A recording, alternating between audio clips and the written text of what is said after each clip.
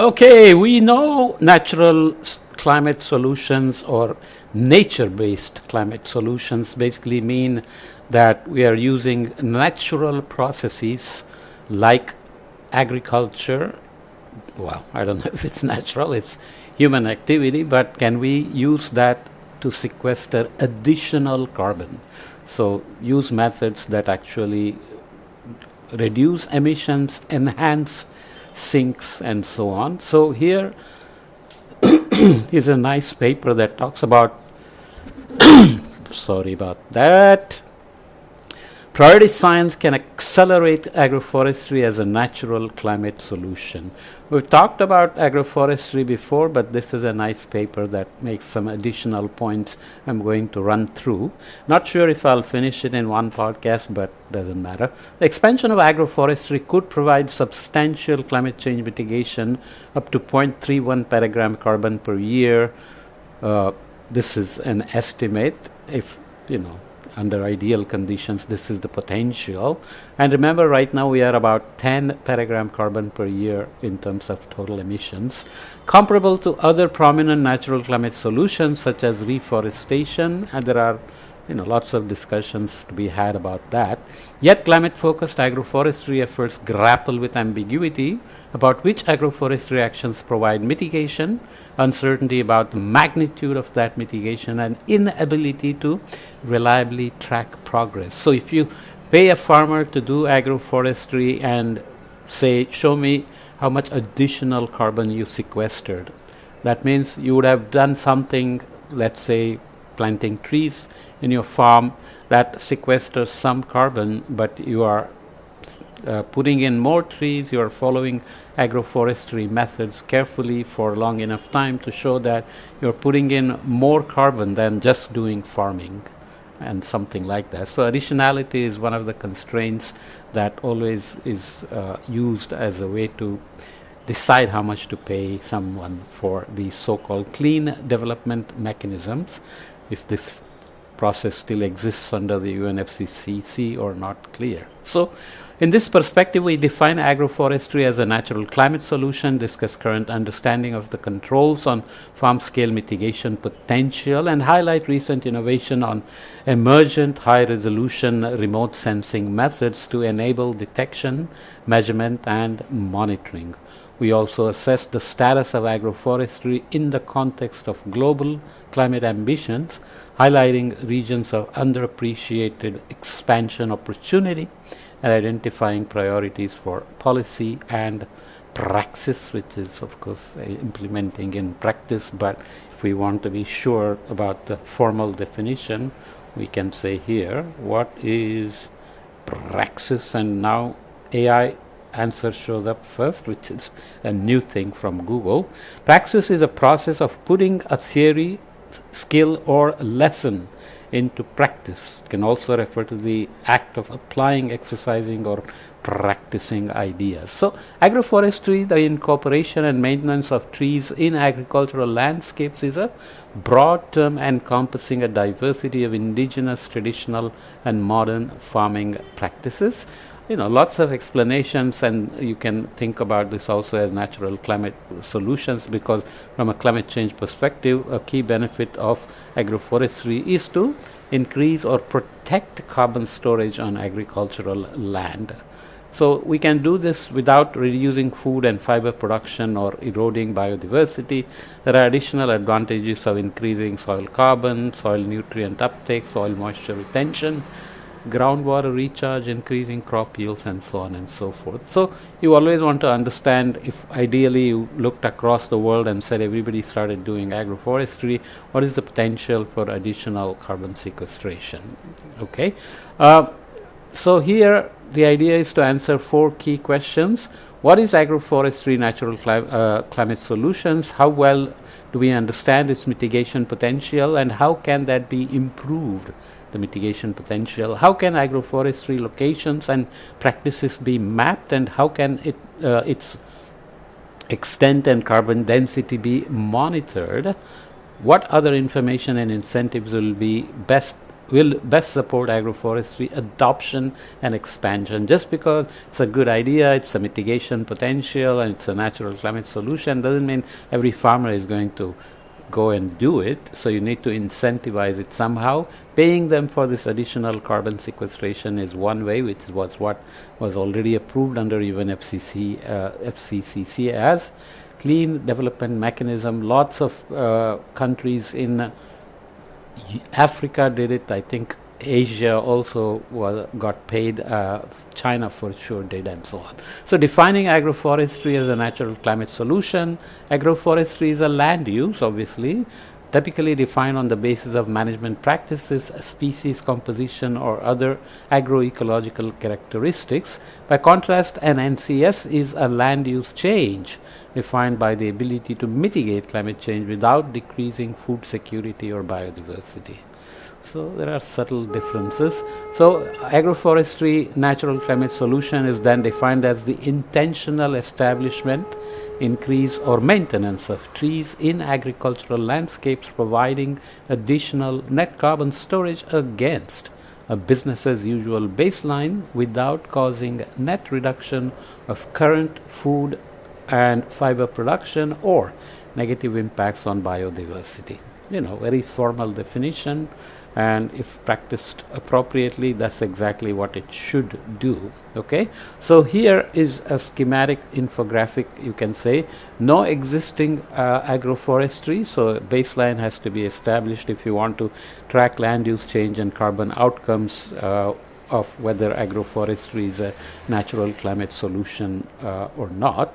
So you look at a land where the agroforestry didn't exist, and then you adopt it. So if trees are removed from forest or woodland, then it's not a natural climate solution to do agriculture. Whereas if you are doing farming and you added trees, there are ways in which you do it.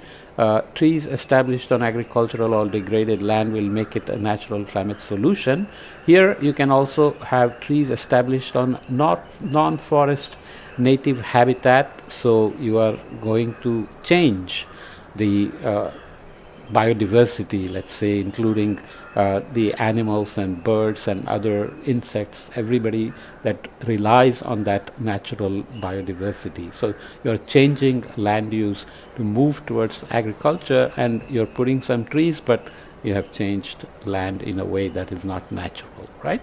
So if there is an existing agroforestry, then management change, where you again take forests and introduce agriculture in the middle, then that's not a natural climate solution. Or if tree cover decreased in rotational agroforestry system overall, then that's not a natural climate solution either. But schematically speaking, if you increase the tree cover on an existing farming site with trees, then tree biomass is increased and static agroforestry system is established. Here tree biomass is decreased, or the tree cover decreased in rotational agroforestry, as we said. Or you can also increase tree cover in rotational agroforestry. So this is a way to incentivize. If you are doing this, and if you want to move towards this, you can be paid for additional carbon sequestration and qualify as natural climate solution. Of course, the risk of removal, where you remove existing trees, then you are obviously not in a natural climate solution by definition. Whereas if you conserved trees in at-risk agroforestry systems, so you have to understand, you have to define a risk, and it looks like you reduced the tree cover, but you increased crop yields, let's say, or at least maintained carbon, and you maintained biodiversity, food production, and fiber production, and so on and so forth. So you get the idea that these are schematic ideas. They have a methodology for estimating mitigation potential of agroforestry. In the past decade alone, there have been more than 20 synthetic studies quantifying agroforestry carbon stocks and fluxes. These efforts have primarily focused on carbon in above ground and below ground woody biomass. So above ground above ground biomass and below ground biomass, and on soil organic carbon, and they consistently demonstrate substantial mitigation potential. This is known for a long time, and you can imagine that when we went from hunter-gatherers and started becoming agriculturalists, we had naturally done agroforestry because we were not large in population, we were not wiping out forests to increase production and so on. However, carbon estimates vary widely across these studies, indicating a knowledge gap about the controls on farm scale carbon sequestration and storage. This makes it challenging to accurately estimate mitigation potential at existing agroforestry natural climate solution sites, because direct measurement is often cost prohibitive, and at potential sites under consideration is also a challenge, because you want everybody to do agroforestry, you want them to do additional carbon sequestration, you want to monitor, but it's not so easy to monitor soil carbon and prove additionality. So you have to find, satellites could potentially be used, but soil carbon is not just the surface quantity, and so on and so forth. So carbon stock changes after agroforestry adoption vary within and across practices. So change in above ground carbon or soil organic carbon density in milligram carbon per hectare is shown with intercropping, fallow, so you do agriculture during a season and let's say let the land lie fallow, silverable, so silvo-arable, so you are using trees and agriculture, and silvopasture where you are doing trees and grazing, and multistrata, you have terraced farming with agroforestry and so on. So you can see that the changes can be larger in the multistrata, silvopasture, large tail, but the maximum is over here. Silvo-arable shifted, but also tail is smaller, and intercropping has the smallest change in carbon. Okay, so mapping and monitoring agroforestry, of course, knowledge of where agroforestry occurs and how much carbon it stores is foundational to many of the scientific needs underlying AFNCS implementation efforts. These include improved estimates of mitigation potential and expansion potential, and establishment of baseline tree cover extents and loss rates for monitoring, reporting, and verification. However, current understanding of the spatial distribution of agroforestry is weak, so baseline is needed of what's happening now, with estimates of the global agroforestry now varying fourfold from 400 million hectares to 700 million hectares to 895 million hectares based on which reference you use, and even 1600 million hectares. So you get the idea. So the structure variety of agroforestry systems, including both scattered trees outside forests and trees within agricultural forests, complicates mapping methodologies and can introduce bias, but basically you will need drones or satellites and so on to cover large enough area to do this, and monitoring with personnel involved is going to be very tricky. Nonetheless, global comparisons between remote sensing of agroforestry and site locations gathered from literature, so a meta study, shows that the percentage of overlap can be relatively low in terms of woody carbon density in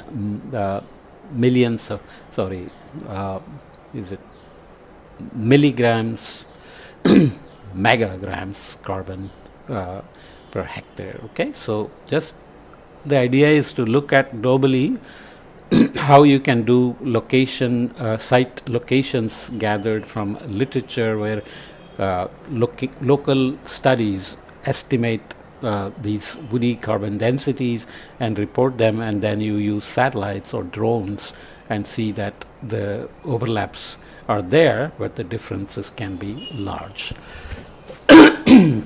Sorry, my throat is really today feeling a little froggy. This is the importance of spatial precision, spatial resolution, and temporal dynamics in remote sensing of agroforestry. Obviously, you want to track it over time for additional carbon sequestration because trees take time to grow, and if you start planting and then over time you have to monitor it, and there are different satellites here: Landsat, Sentinel, Planet, and CNE Airbus. I won't go into the details, but you can see that tree cover increased over here at monitored sites and then dropped off and then increased again. So 2014, 15, 16 were El Ninos as well. So you have to see what are human activities, what are natural degradation of forest covers or trees, and so on and so forth, but precision obviously matters. So the potential and implications of agroforestry expansion to help motivate and spatially prioritize investment, multiple studies have estimated or mapped the global mitigation potential of AFNCS. These efforts have focused on modeling locations where agroforestry is biophysically possible with soil quality, water, etc. Only sometimes they add constraints to maintaining crop yields to ensure cost effectiveness. These results aggregated to the globe suggest that cost effective potential is as high as 1.12 per gram CO2 per year, not carbon, placing agroforestry among the most promising NCSs. So 1.12 per gram CO2 compared to what we are emitting somewhere around 30 to 40, and if you do CO2 equivalent, it will be higher. Plus, you have to see whether how effectively they can contribute to staying under 2 degrees C warming by 2100 and so on and so forth. So regardless of improvement in policy frameworks, the future of AFNCS on the ground ultimately hinges on the decisions of many individual farmers and ranchers to adopt or maintain agroforestry. So it's not like you planted trees, got paid, and then you didn't take care of the trees. You have to maintain agroforestry.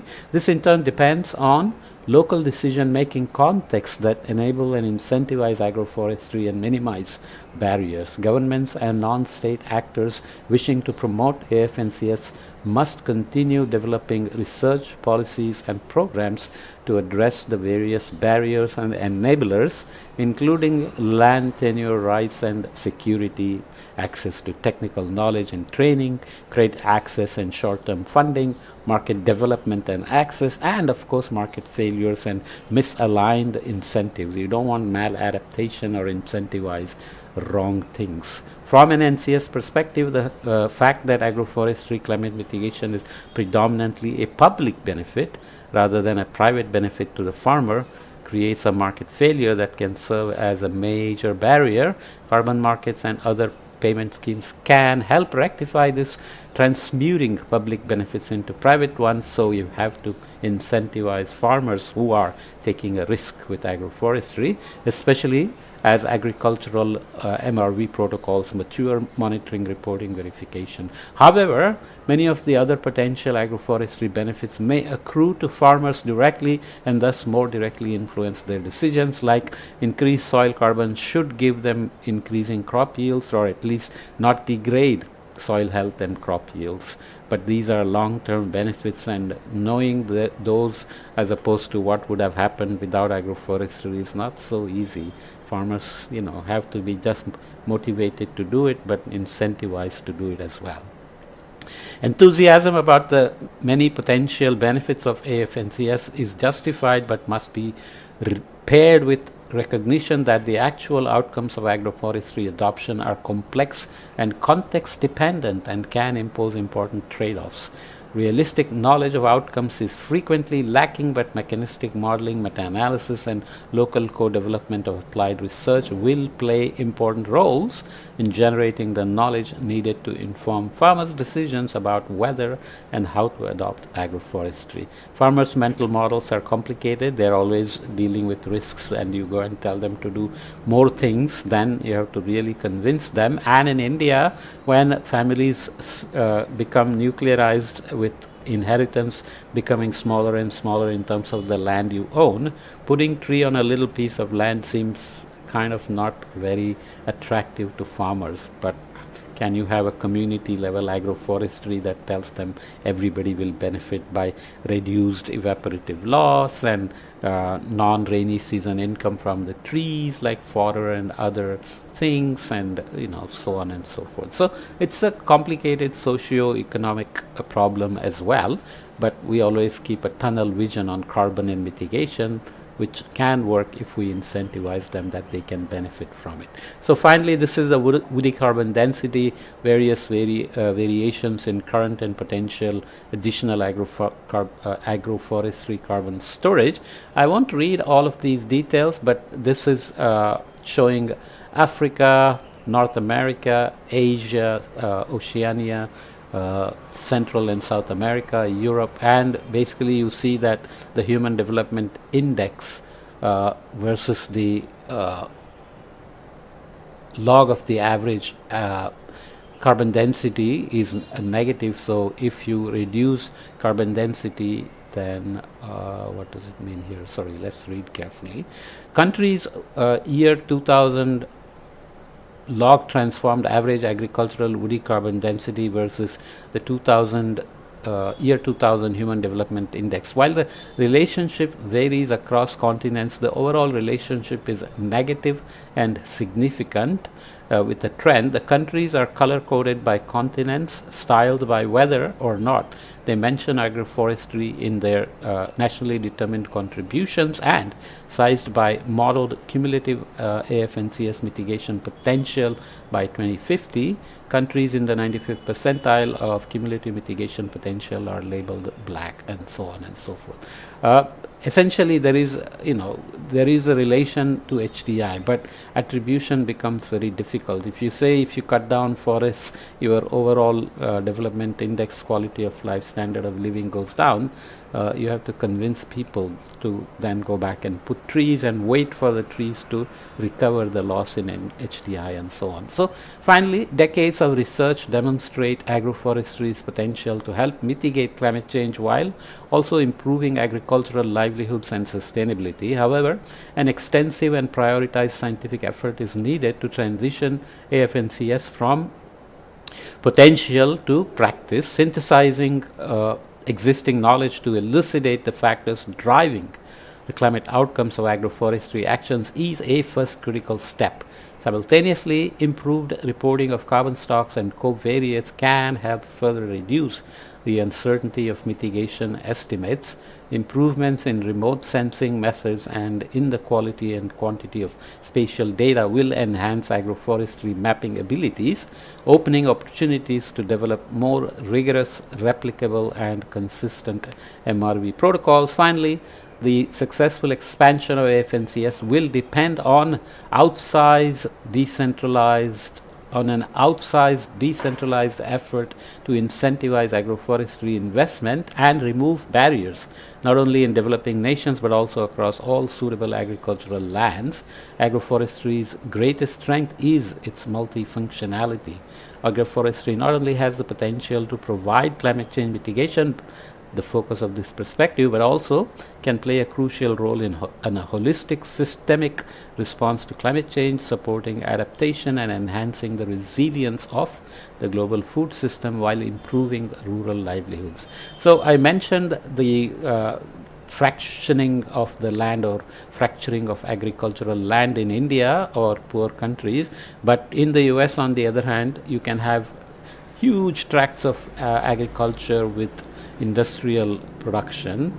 Agroforestry is even important there. How will you convince a rich farmer who is happily doing tractor-based precision agriculture, smart agriculture, drone monitoring, this and that he should put trees in the middle, right? So it's not an easy task. So it has potential and it has challenges, it has barriers, it needs investment and incentivization, but it's a good idea. So hopefully it will grow into implementation. Okay, see you in the next topic.